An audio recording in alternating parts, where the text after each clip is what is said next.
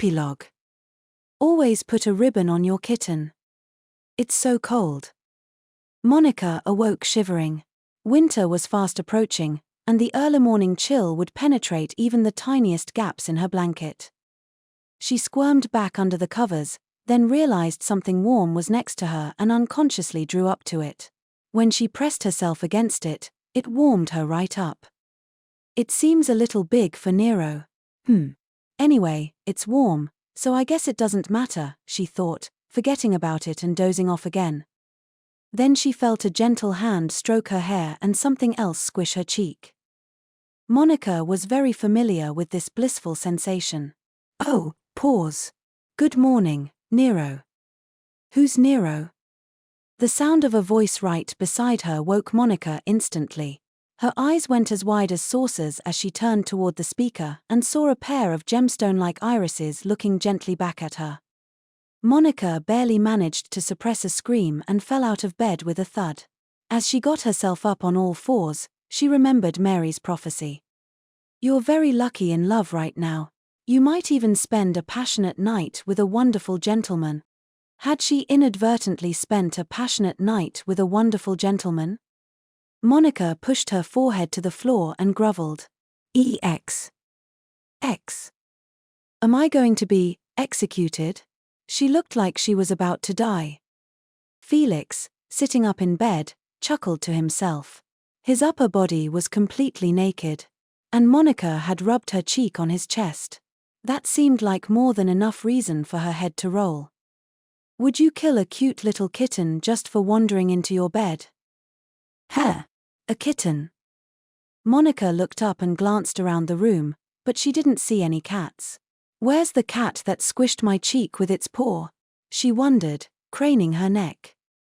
Felix watched her in amusement. You drank some wine last night, suddenly took off your clothes, and fell asleep. That was when Monica finally realized she was wearing nothing but her underwear. No wonder she'd been so cold. Aren't you cold like that? Yes, sir. I'm sorry for not being properly dressed. I'll change right her. Feeling a strange sensation at her neck, Monica reached up with a finger and felt a thin chain.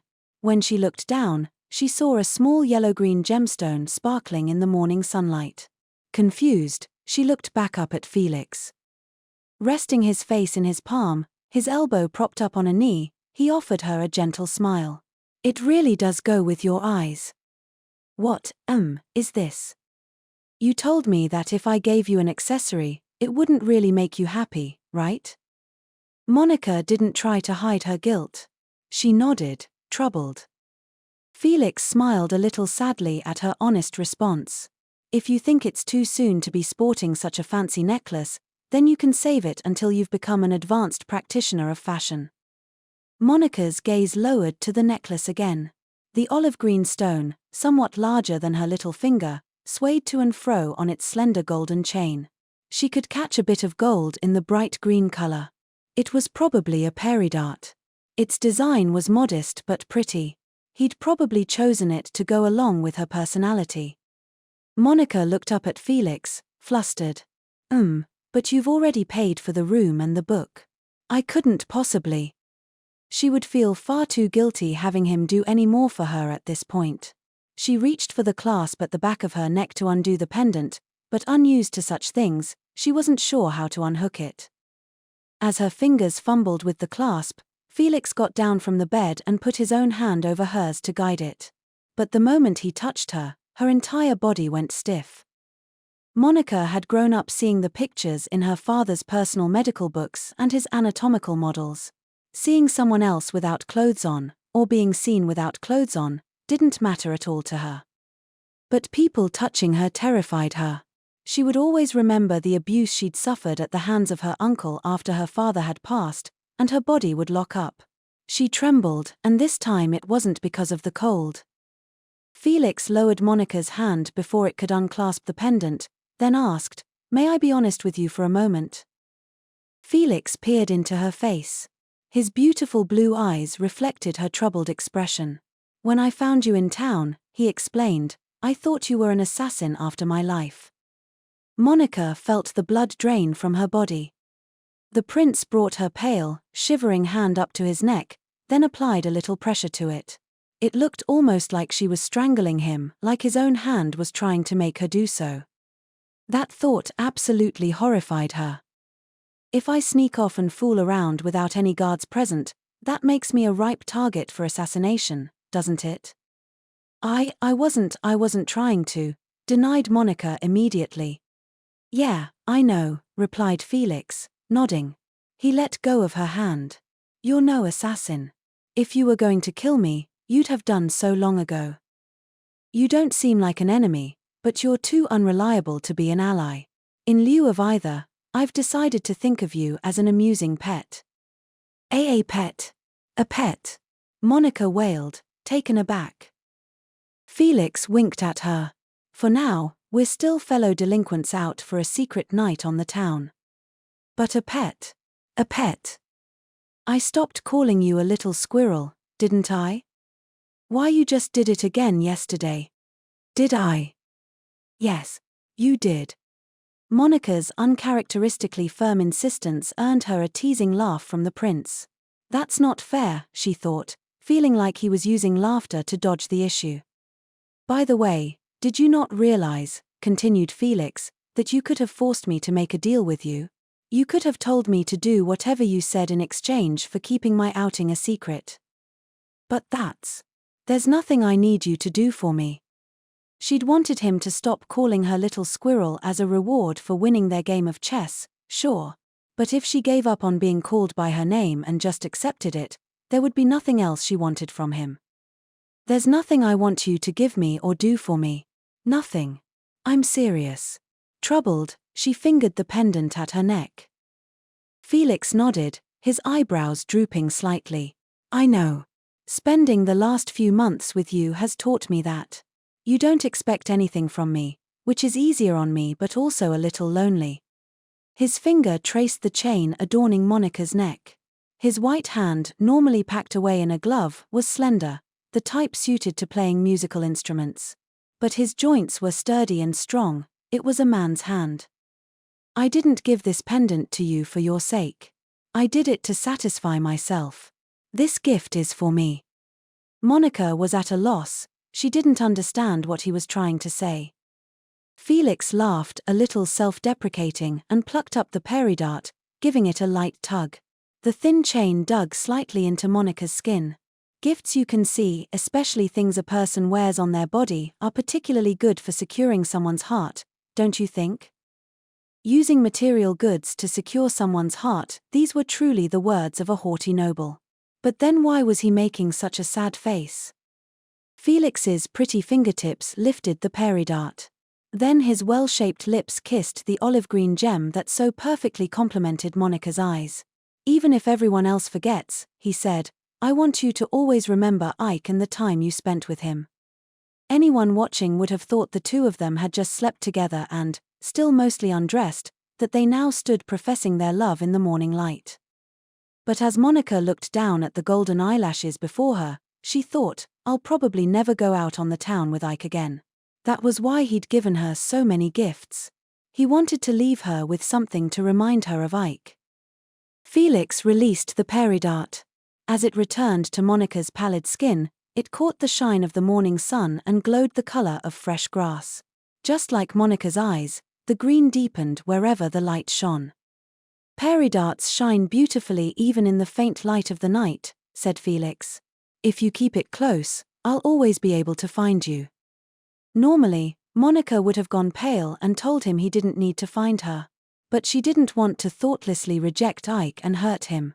So instead, she chose her next words very carefully, though her delivery was a little stiff. Ike. Yes. A lot of unexpected things happened last night, but I had fun. Ham. Monika would probably never have worn this pendant of her own accord. But for now, at least, she stopped fumbling with the clasp. She felt like removing it would make him sad. Slowly, she stood up and reached for her folded clothes on the sofa.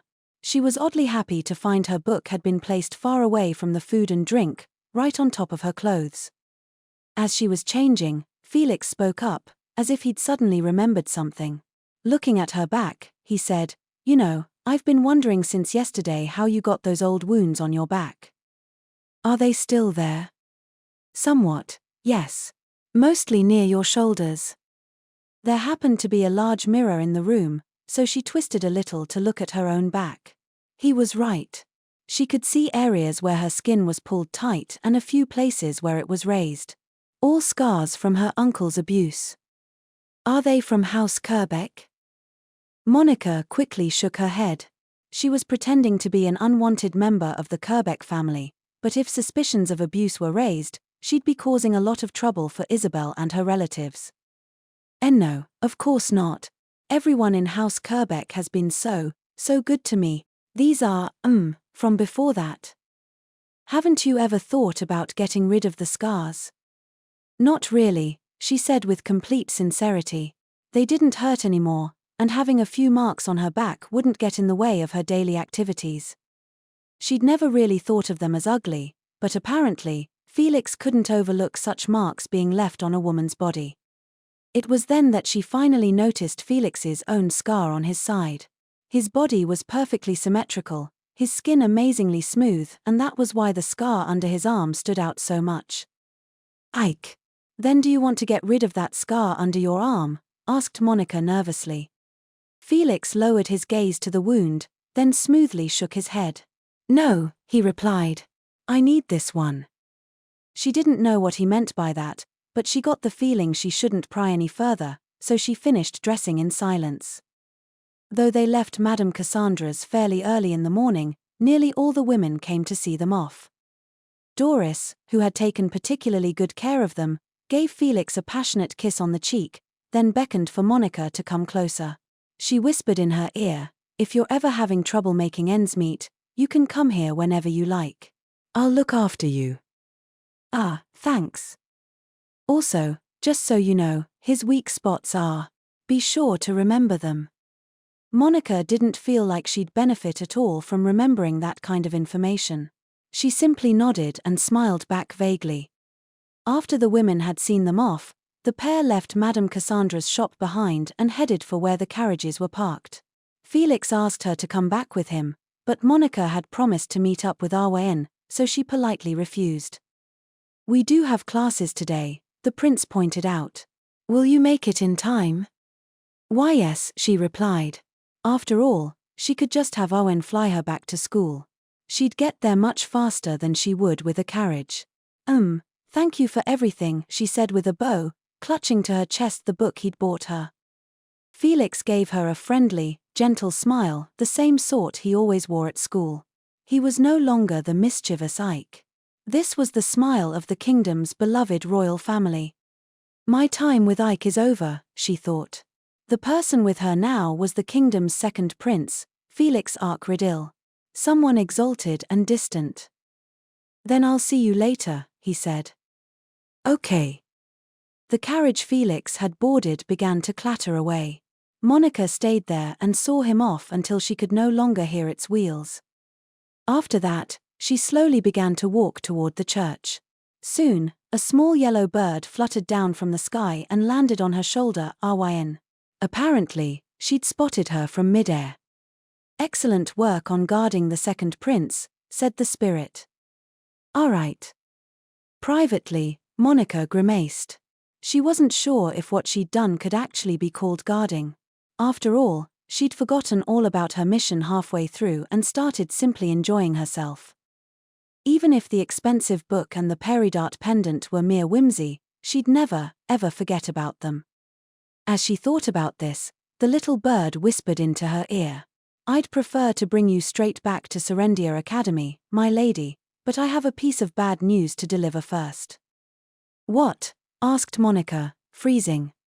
Arwen continued quietly, "It is in regards to the one who infiltrated the chess competition under the guise of Eugene Pittman. Committed suicide via poisoning, you say?" Louis asked in a low voice. The head prison guard sitting across from him nodded once, his face pale. Upon his return from the Starseer Witch's mansion, the first thing Louis's beloved wife had done was hand him a report, just delivered, with this pleasant little piece of news. The false pitman who had infiltrated Serendia Academy had committed suicide using some poison he'd had hidden on his person. Thus, Louis hadn't been home for more than a few minutes before he'd had to use a flight spell to reach the prison where the man had been held. When he'd arrived, the guard he'd met had the gall to tell him to come back in the morning. He'd only had to be a little rough with the man before he was able to speak to the one in charge. According to the head guard, by the time the man on patrol that afternoon noticed anything strange, the prisoner was already dead. There are two possibilities, thought Louis. Either the man they'd put in prison had somehow smuggled in poison in order to kill himself, or someone else had killed him to keep his mouth shut. Believing the latter to be more likely, Louis checked the corpse, which they were preserving in the basement. His body had simply been laid on the floor. It was a man in his mid-20s or so. His face was exactly the same as Professor Eugene Pittman of Minerva's, and he had apparently not been wearing any makeup or other disguises. That had all been checked when he was captured. The man was now in rough prison clothes, but the state of the garments gave Louis pause. "Sir," he said to the head guard, "did you remove his clothes after he died?" "No, nothing like that," the man replied. "I believe he was like this when we found him." Very strange, thought Louis, frowning. The prisoner's clothes were a mess. His underpants were turned inside out and pulled all the way up to his waist. It's almost like someone dressed him after he was dead. Just then, a thought occurred to Louis. Have we found the real Eugene Pittman's body yet? The head guard shook his head. Louis was sure now. Then this body belongs to the real Eugene Pittman. I'm sorry. Whoever it was, they probably stopped the corpse from rotting using ice magecraft. Louis turned a sharp glare on the head guard, who was clearly slow on the uptake, and asked one more question. Did anyone not employed here enter or exit the prison? Any contractors, for instance? Now that you mention it, some people came to deliver food for the prisoners. They were in cahoots with our criminal. They threw the real Pittman's body into the cell, made it look like the fake Pittman had killed himself, and facilitated the fake's escape. Early that morning, the town of Colapton was still basking in the afterglow of the previous day's festival, with bottles of alcohol littering the streets and drunkards passed out asleep here and there. Many others were using the morning hours to pack up their stalls, clean their storefronts, or take down lanterns. Bartholomeus slipped through the unusually populated morning streets, careful not to draw too much attention. He'd been arrested on suspicion of stealing star-weaving Myra the day before and locked up in a room in the ceremony venue. But he'd used some tools he'd had hidden on his person to make a clean escape. That was awful. They're not tarking me in for questioning, that's for damn sure. While he would have liked to leave town immediately, there was something keeping him here.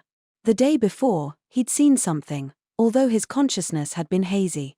He'd felt the wind gently catch him as he fell from the night sky and witnessed the beautiful woman in maid clothes who had been manipulating it.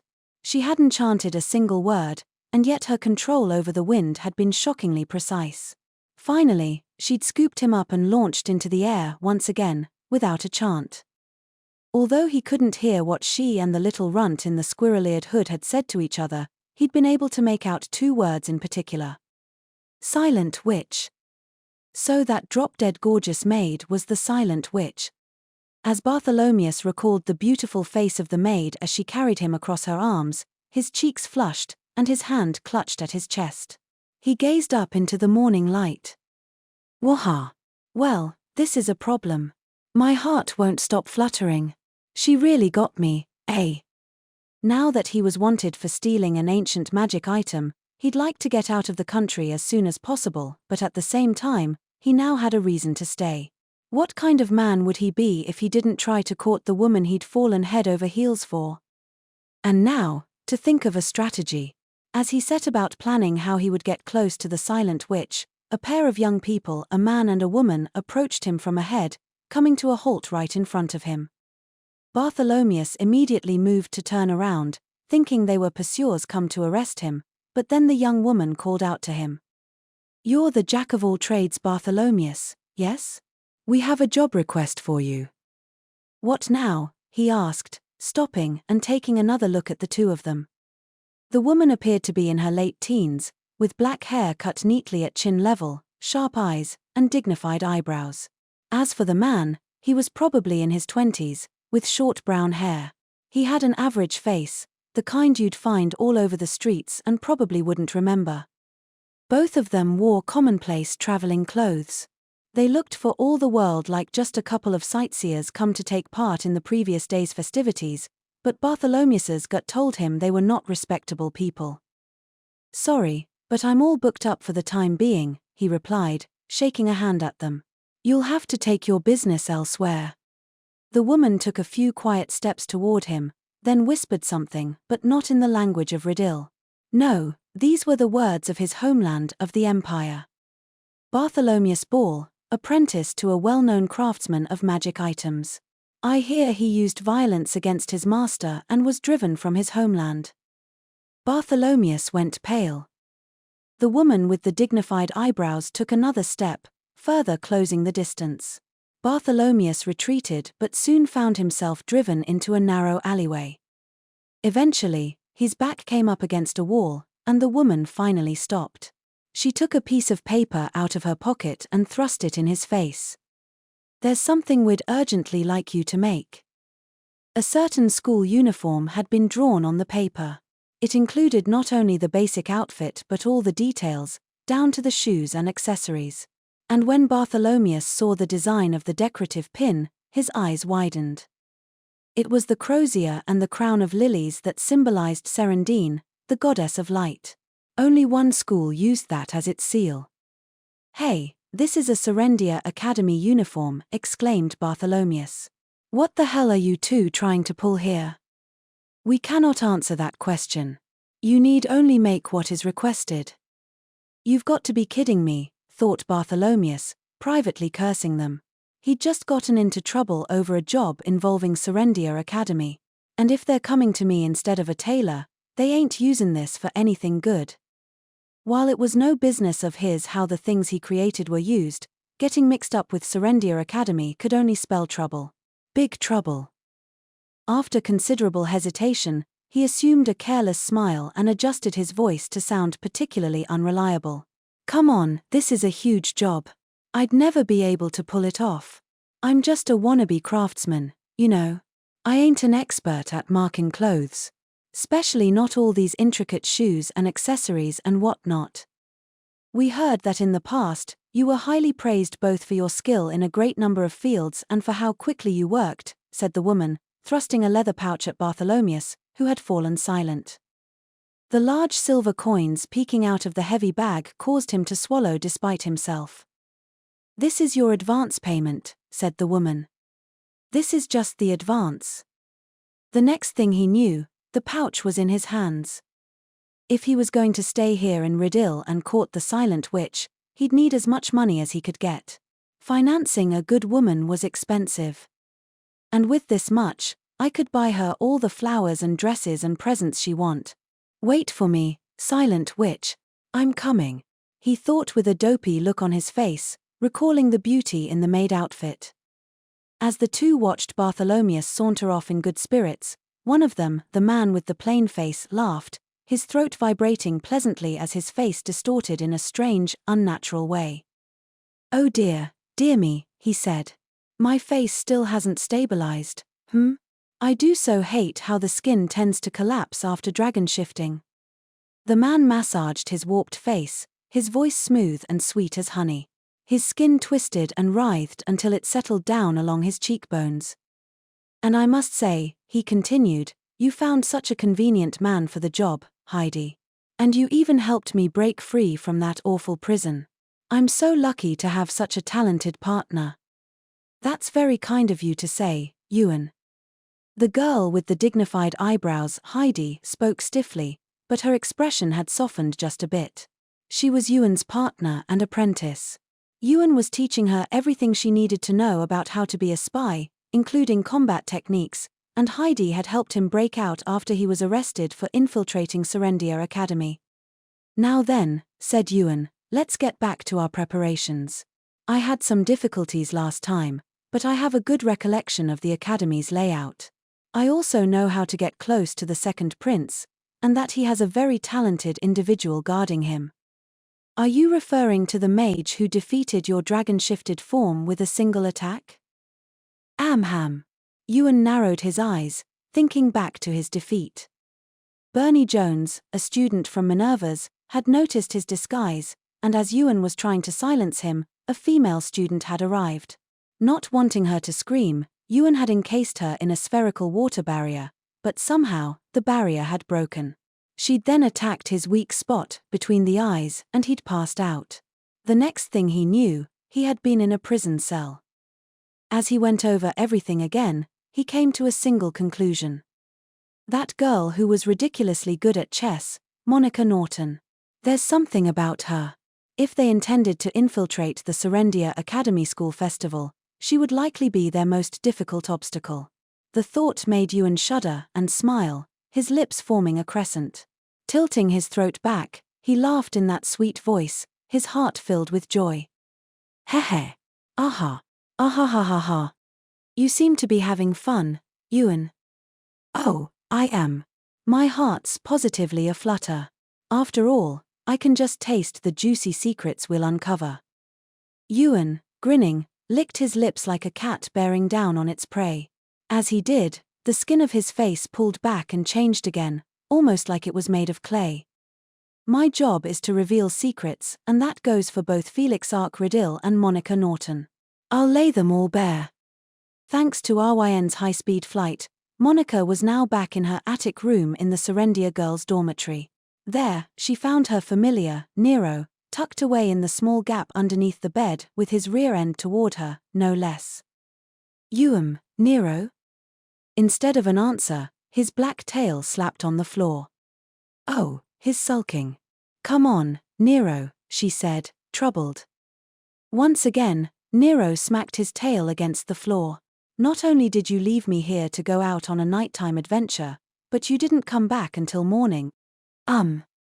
As Monica struggled for an explanation, RYN, who had just delivered her and was now back in maid form, spoke up. Yes, she said. After being waited upon by handsome young men and enjoying a feast of debauchery, the silent witch spent the night at a brothel with an attractive boy.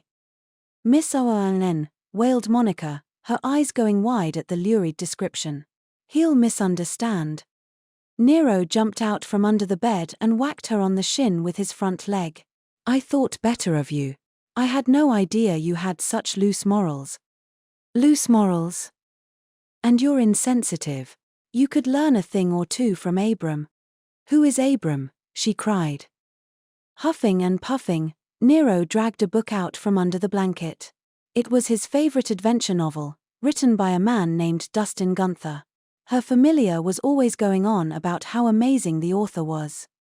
He deftly used his front leg to turn the pages until he got to the cast of characters, then smacked a name with his paw. Abram is the friend of the main character, Bartholomew, and has got this super strong sense of obligation. Even when a gorgeous woman tries to seduce him, he pushes her away, saying, "To me, friendship is a greater treasure than love," and maintains his bond with Bartholomew. Abram. Bartholomew. Monica had never read the novel, but she got the feeling she'd heard those names before. Relatively recently, in fact. This is The Adventures of Bartholomew Alexander. Good book, eh? And I love the main character's name. I'm in the middle of writing a scene in my new novel about a foolish man who falls in love with a theater actress. Abram, the main character's friend, is head over heels for the actress Catherine, and at every opportunity, he says, I want to see her perform in person just one more time. You sound exactly like him right now. The play at the festival and the novel The Shopkeeper at Porter Used Books had been writing that had all been part of Nero's favorite book series. Wait, could my father's friend? Could Mr. Porter really be the novelist Dustin Gunther? As she stood there in blank amazement, Nero went on about how devoted Abram was to duty and morality. For the sake of her familiar, she decided to keep quiet about this Abram character falling madly in love with a theater actress. In the meantime, she unlocked her desk drawer. Inside it were her father's coffeepot, a memento, as well as the letters Lana had given her and the comb she and Lana had bought together. Monica took the book and peridot pendant she'd brought back and placed them inside. It was a lot of fun going out on the town with you, Ike. Her mind swimming with memories of her nighttime companion, Monica softly closed the drawer.